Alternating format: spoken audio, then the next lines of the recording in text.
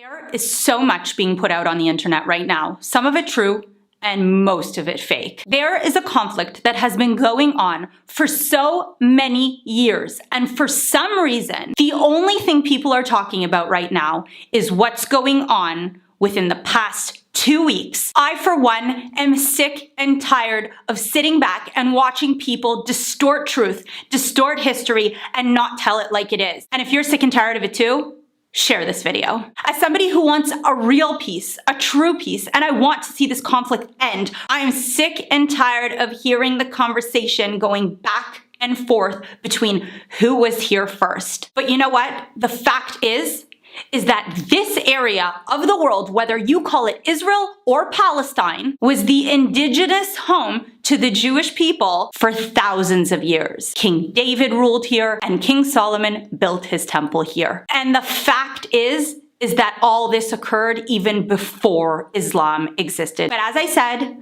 I don't think it's productive to go down that route and talk about who was here first, because whichever side you agree with depends on how far back you go in history. And the fact is, the Jewish people have been suppressed, oppressed, slaughtered wherever they were. The name of this land has changed so many times throughout history, and the name Palestine actually comes from a biblical tribe who inhabited the area known as the Philistines. The Arabs, who are indigenous to the region, did not call themselves a Palestinian nation until very recently in history. The Jewish people had been kicked out of this land and were in exile for over 2,000 years. But throughout history, Jews from all over the world always wanted to be a part and come back to their homeland. During the Ottoman Empire, when the Turks ruled here, there were Jews and there were Arabs. You can say modern-day Zionism started around the time of 1897 during the first Jewish Congress held by Theodor Herzl. And that's essentially where the movement began, where Jews wanted to start coming to Israel and purchasing land. And again, this was completely legal. Anyone could come here and purchase land. The Arabs freely and willingly sold their lands to Jews. You know why? Because we lived together in peace. My great-great-grandfather was one of them. But slowly, as more and more Jews started coming to Israel and buying land, there were some radicals that didn't like this. So terrorist attacks against the Jewish population here in Palestine started even way back then. Have you ever heard of the disturbances of 1908? I love how we call it disturbances, as if it wasn't terrorism.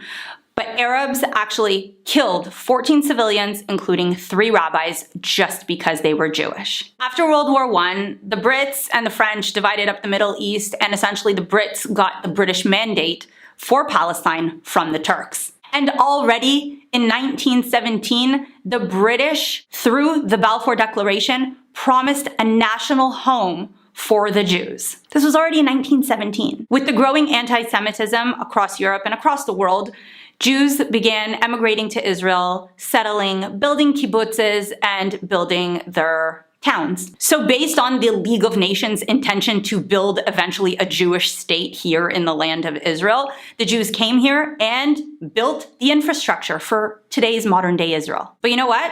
The local Arabs didn't like that either. And once again, in 1929, the disturbances of 1929, terrorist attacks, 133 innocent civilians murdered. Let's fast forward a little bit. You guys know what happened in World War II? You know what happened to the Jews in Europe, across Europe? Do you know? Do I need to remind you? 6 million slaughtered? The Jews needed a home. But you know what? Guess who was the partner in crime? Guess who was Hitler's greatest friend? The Grand Mufti of Jerusalem. Yep, anti-Semite. So World War II happens, and we know how that ended, right? The Allies completely destroyed half of Germany. And, you know, that kind of reminds me of a narrative that I'm hearing going on online the past few days of more are dying on this side, so that means they're the good ones. The ones killing a lot are the bad ones because it's disproportionate, right? So let's remember World War II. How many people died in Germany when the Allies attacked? Who were the good ones then? Okay, so World War II ends and Britain decides it's time to end its mandate and decide what's going on here. You know what? The whole world voted. The UN voted on November 29th, 1947, and divided this area, Palestine, into 2 states, one for the Jews and one for the Arabs. The Jews accepted with open arms. They were happy to receive any land, to come back after 2,000 years to their rightful land, a place where they would not be suppressed, oppressed, slaughtered. And mind you, they agreed and accepted to a really small amount of land compared to what is today modern day Israel.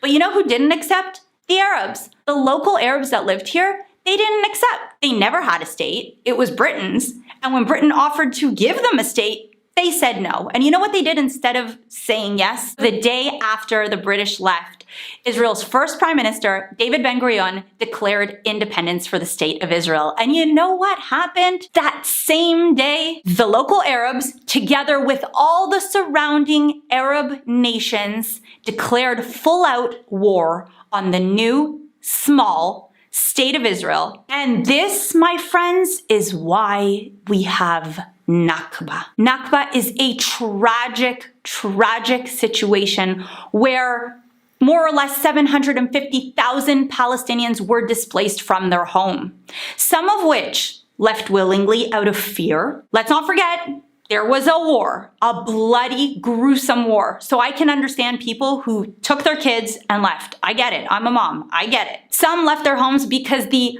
Arab leadership said to them, leave your homes. It's gonna be bloody. We are gonna slaughter all these Jews. And once we get rid of them once and for all, you guys can come back to your homes. And yes, some Palestinians, along with some Jews, were displaced from their homes in violent ways. And I think it is important to be objective and say, yes, some were displaced in violent ways. There was a bloody war here. I couldn't even imagine what it was like. People fighting for their existence. People had just come 3 years after the concentration camps and gas chambers in Europe, wanted to live, just wanted to live.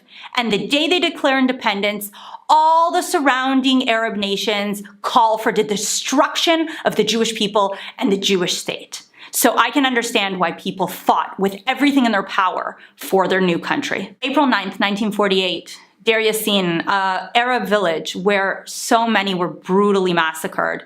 But you know what the difference is?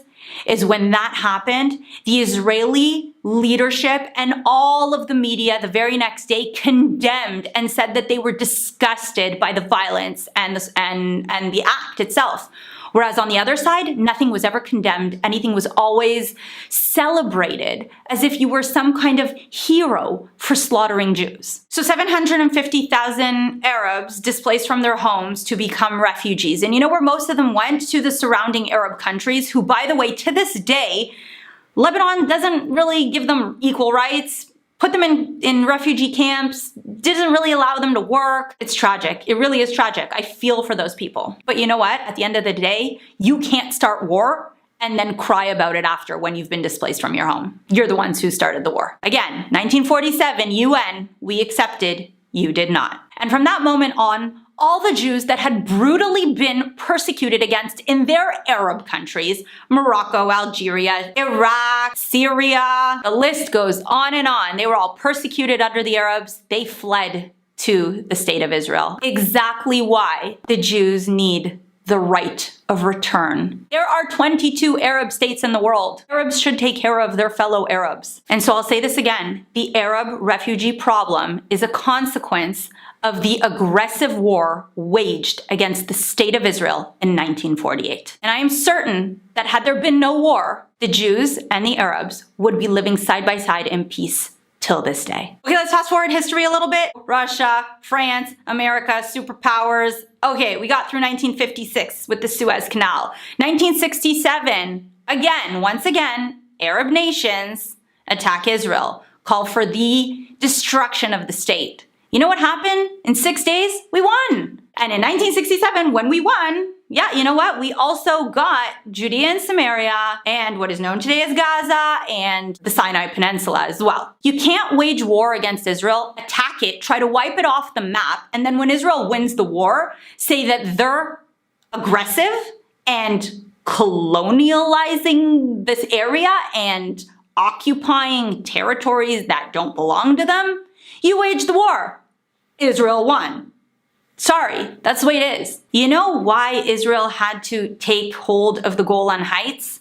Because prior to that, when we did not have the Golan Heights, the Syrians used to sit up on top and fire down at the local farmers. No, not the military, the farmers who were trying to grow crops to feed the small nation. When we gained control of Judea and Samaria, or what is known today as the West Bank, do you know who we got that from? From Jordan. And when we got Gaza and the Sinai Peninsula, you know who we got that from? Egypt. Not from Palestinians. There was no official Palestinian nation at that point in time. 5 months after the end of the Six-Day War, the UN adopted Resolution 242. And in that resolution, basically it was land for peace. Let's exchange land for peace. And Israel wanted to exchange the land of the Sinai Peninsula in exchange for peace with Egypt. But you know what? Instead, we got the war of attrition, where the Fedayeen and the Egyptians attacked Israel over and over and over again in lots of terrorist attacks. And you know what? We still ended up giving up the Sinai Peninsula in exchange for peace, even after all those brutal attacks. That kind of just goes to show Israel has always wanted peace and has been doing anything it can to achieve it. Unfortunately, most of the time, like today, there just is no partner. 1973, the Yom Kippur War. Once again, surprise, surprise, Israel is attacked by all its surrounding neighbors. You know what? We won. Gotta hate us for it, right? Those Jews just keep on winning. The attack came on Yom Kippur, which is the holiest day for the Jewish people. So when people make the argument that we should leave religion out of it, look in your history books. Around this time, this is when the Palestinian Liberation Organization started to form and when the Arabs that had been displaced from Palestine started calling themselves Palestinians. And led by Yasser Arafat and a whole bunch of other people, lots of terrorist attacks started happening, even more than we had been used to, against not only Israelis here in Israel, but also Jews abroad. And some of the really, really famous ones that you may have heard of is the 11 athletes that were slaughtered in Munich, the hijacking of the plane in Entebbe. In 1974, students in Ma'alot were held hostage, 27 students slaughtered. 1979, Nahariya, terrorists come in from Lebanon on float boats and murder a family in their sleep. 1982, bus line 300, the bus hijacked, people held hostage, 8 killed. These are just a small example of the hundreds of terrorist attacks against innocent Israeli civilians throughout the years. 1987 to 1993, the first Intifada, the Palestinian uprising, a wave of terrorist attacks, killing 277 innocent Israeli civilians. But Israel still wanted peace. In 1993, on the beautiful lawn of the White House, everybody signed the Oslo Accords, and yay, everybody won Nobel Prizes, and everybody thought that would be the end to terrorism, and ooh, yay, everybody was so happy and optimistic. And really in 1994, we also managed to sign peace with Jordan. So yay, Israel now has a peace with Jordan, a real peace. We can go there, they can come here, real peace, Jordan. Israeli extremists in 1995 unfortunately assassinated Israel's Prime Minister Yitzhak Rabin, and this kind of put the peace on hold. And, there were a few terrorist attacks here and there, but Israel kind of turned a blind eye, and everybody really wanted this peace to happen. In 2000, the Camp David Accords, so basically Clinton and Barak sat together to try to finish what Rabin had started, and they came out with a peace agreement between the Israelis and the Palestinians, where Israel accepted almost all of the Palestinian demands, including retreating from territories where Jews were living. Guess what? Once again, Jews accepted, Arabs did not. Does anybody realize a pattern here? Who really wants peace? And who just wants to free Palestine from the river to the sea? What does that really mean, from the river to the sea? That means no state of Israel, no Jewish people, wipe us off the map. Where are we gonna go? So 2000 to 2005, second wave of intifada, and this was a deadly one. Over 1,000 innocent Israeli civilians murdered, suicide bombings, buses exploding, malls being blown up, young people dancing in nightclubs blown up, weddings blown up. Why is nobody talking about the years of terror that the Israelis have been living? Years, decades. Over the past 2 weeks, all anybody is talking about is Sheikh Jarrah and violence in Al-Aqsa. Where are all the years of perpetrated terrorism against innocent Israeli civilians?